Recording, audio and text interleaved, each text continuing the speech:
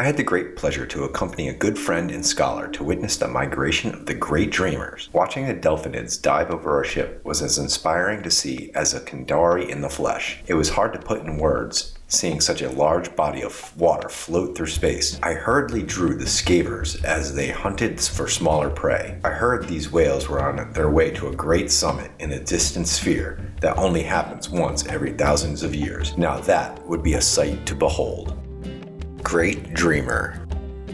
This enormous creature are apparently responsible for the occurrence of whales, both in space and on worlds with plentiful water. They travel through space in a spherical envelope of airy water, so large that the weather patterns occur on its surface, creating the image of an immense elemental whale swimming through the cosmos. Within it swims the dreamer's entourage, 1 to 3 leviathans, their attendants, and 2 to 12 intelligent delphinids. Communication with the Great Dreamer is not difficult. Their broadband telepathy makes conversation easy within the range of 1,000 miles. Their speech can be circular, seemingly wander from topic to topic in a stream of consciousness, but they are invariably returned to the subject at hand. The Great Dreamers do not normally engage in contact.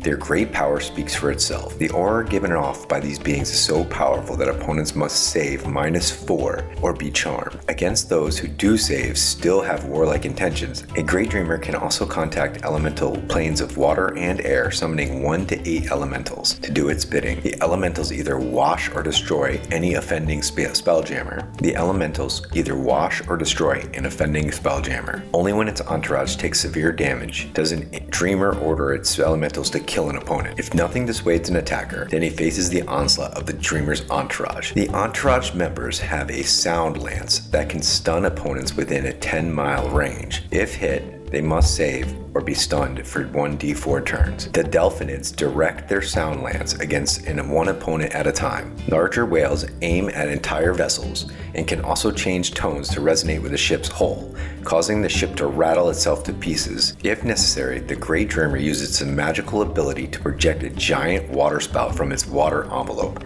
The water spout has a range of 20 miles. It is unknown whether the Great Dreamer generates a spherical envelope of water and air or opens a gateway to the elemental plane of water.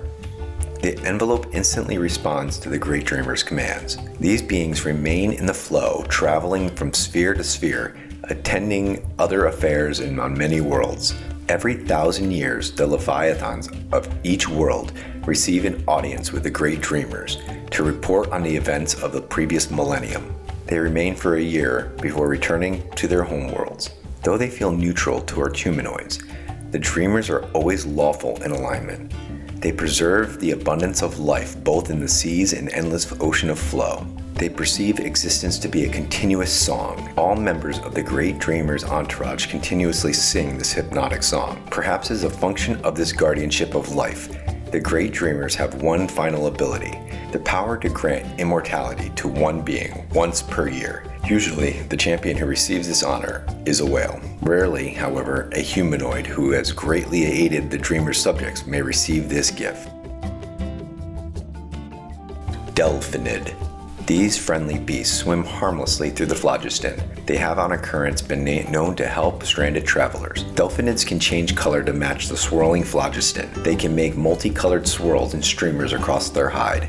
A dead delphinid is a pale gray color. They have been known to intentionally turn gray, black, or white in order to be seen by passing sailors. A delphinid can attack only by ramming. Its teeth are too small to be used efficiently as weapons. A delphinid can ram every other round. Each ram inflicts 1d6 points of damage. Any creature that weighs less than a delphinid must roll a dex check or be knocked down. Delphinids rarely initiate contact. They attack only to protect themselves or their friends. They are smart enough to be creative in their strategies and tactics. They can be taught tricks or maneuvers quite easily. Delphinids are found only in the phlogiston currents. They are usually found swimming within the current, not against it, since they cannot travel at spelljamming speeds. They are encountered only by ships that are at rest or traveling at tactical speeds. Delphinids are quite friendly. They will play and cavort with sailors. They are dexterous enough that they can dive into the ship's gravity, keep control of their trajectory, and make it back out. Any aggressive behavior or attempt to hurt or dominate a delphinid causes the entire school to vanish into the flow. If a sailor falls off a deck, a delphinid has been known to carry him back. If they are feeling particularly frisky, they may even give a sailor a joyride. The sight of a school of Delphinids can do wonders for morale of a crew that has been in space too long. Each Delphinid has its own personality. While they travel together in a school, there does not appear to be a leader. Each Delphinid does as it please. The group tends to follow one with the idea at the moment. Delphinids somehow get their nourishment from the phlogiston. They like various treats that sailors are fond of throwing to them. In particular, they like fruit of any sort. Unfortunately for them, fruit is a rare commodity aboard a spelljamming ship. Delphinid flesh is sweet and tender. The Nyogi consider it a delicacy. Most good or neutrally aligned human sailors consider it bad luck to kill a Delphinid. Kindori. Kindori are called space whales, and they are among the largest living creatures found in space. They resemble aquatic whales in general. However, they lack any noticeable mouth, and the leading edge of their fish-like bodies is dotted with small eyes. The Kindori young gestate for 6 months and are born alive in space. A herd will be extremely protective during this time, since the young are prey of Skavvers and other attackers. With these exceptions, Kindori are generally peaceful, and they have been domesticated by a number of spaceborne barbarians. Such groups travel in short distances, such as an asteroid belt, cluster, or ring, or as far-ranging space nomads making long voyages. The Kindori are large enough to maintain its own gravity plane and air envelope, and has no need for air of its own. The size of the Kindori is such that mosses, molds, and other parasites nest on their large back, which in turn brings other predators to clean them off. A Kindori might have 3 to 18 gray and brown Skavers working over the growing populations on either side. Some Kindori have been domesticated, later go feral as their masters die or let them loose. These Kindori sometimes have the ruins of old buildings, generally called hodaus, on their backs, along with more terrestrial plant and animal life. Such structures and life survive only on the back and sides of the Kindori. A Kindori does not eat, as do most of the creatures in space. Instead, it soaks the rays from the sun, stars, and other shining bodies in the area of space. The belly of a Kindori is dotted with tiny white patches, each of which sends energy deep within the creature to be stored within its large mass. Keeping this belly clean of parasites is a common act of the herd behavior, and as great creatures rub each other to flake off old skin and parasites, they are less concerned with their backs, which is why small islands of life often spring up there. An extremely old or sick Kindori can be spotted by the overgrowth of vine and vegetation on it. Such creatures are near death and often fall prey to large Skavers and other creatures. Even in death, Kindori are powerful creatures, as their skeletons do not break up when parasites destroy their flesh. Undead creatures, such as liches and vampires, often use a skeletal Kindori for their ships, for slow, leisurely invasions of new lands. There have been stories of hitching a spelljamming helm to a Kindori. It is generally agreed that the action of moving a spelljamming speed spooks them, and even domesticated Kindori will head off for parts unknown, seeking to scrap the irritating helm from their flesh. Some skeletal Kindori have been fitted with such helms by undead marauders and used as warships. The races of dwarves, elves, gnomes, and halflings have been known to cut out the flesh in the Kindori. The races of humans, dwarves, elves, gnomes, and halflings do not cut into the flesh of the Kindori, but rather secure buildings, weapon platforms, and the like with short hooks that slightly snag the thick hide of the beast. They will often maintain farms and herd terrestrial beasts on the backs of such creatures, since the Kindori have no need of atmosphere around them. Skavvers. Skavvers are long fish-like creatures of space, dominated by a since huge human-like eye at the leading edge of the head and a wide sweeping mouth.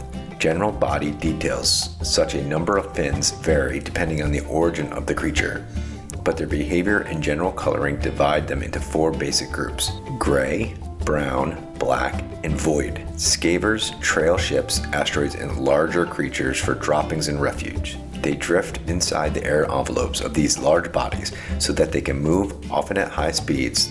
The lesser Skavvers are nuisances, their worst traits being that they suck up needed air.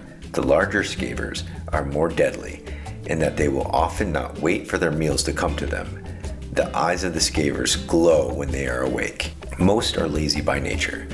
such that they will be found at the trailing edge of a small celestial body or ship, along with a plane of gravity. Most Skavers travel in packs, drifting between the planets, waiting for a free meal. Unless repelled, you'll follow a ship until a better or larger ship presents itself. Many large cities like the Rock of Brawl have permanent Skaver crews, whose job it is to kill the Skavers that come onto the rock from arriving ships. The Skaver crew is usually made up of ship captains and crews guilty of bringing these creatures in. In deep space, all Skavers can shut down their basic body functions so that they require no air or food or for long periods of time. In this fashion, they drift until their paths collide with passing ships or solar bodies. The Skavers tend to avoid large planets, such as flying against gravity is too much work. Gray Skavers.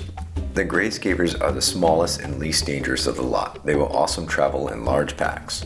Brown Skavers. Brown Skavers, which range from sun-dappled gold to dark rusty umber, are larger and only marginally brighter than the grays. The browns are pure scavengers and will flee a particular bit of trash if challenged. Night Skavers. Night Skavers are generally black with spots of white along their length, with its dark flesh and white spangles. The Night Skavers fades in with the background of the void.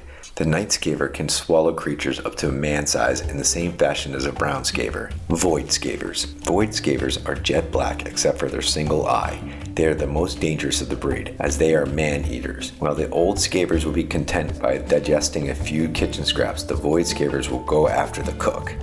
These creatures are solitary and have a fine animal cunning for prey of their targets. They will find a lair hidden in most of the guards on a ship and use that as their base, treating the rest of the ship as their own personal icebox. The Void Skaver is relentless and will strip a ship clean if it can get away with it. It will batter down doors and hatches and reach its prey. Its slight touch and smell are superb, such that an invisible creature can be detected and attack the Skaver without penalty. Legends tell of a rare, gargantuan Void Skaver attacking full ships, ripping the hulls apart in search for food. The Void Skaver is a solitary hunter and will drive off other Skavers that threaten its prey. Adventures. This is more of a setting piece instead of encounters, though you can play them either way. For low levels, have your party be led by a pack of Delphinids to a stranded ship that needs rescuing. Mid-level, have the adventurers stumble onto a brown Skaver that hurries away because behind the party stalks a Void Skaver. High level, a halfling village rests atop of Kindori. The halflings task the party to rescue another Kindori attacked by a raiding Yankee. Spelljammer doesn't disappoint in regards to unique settings and creatures, and space whales and dolphins fits right in. I hope you enjoyed this video, and if you want more, please like and subscribe. Thank you.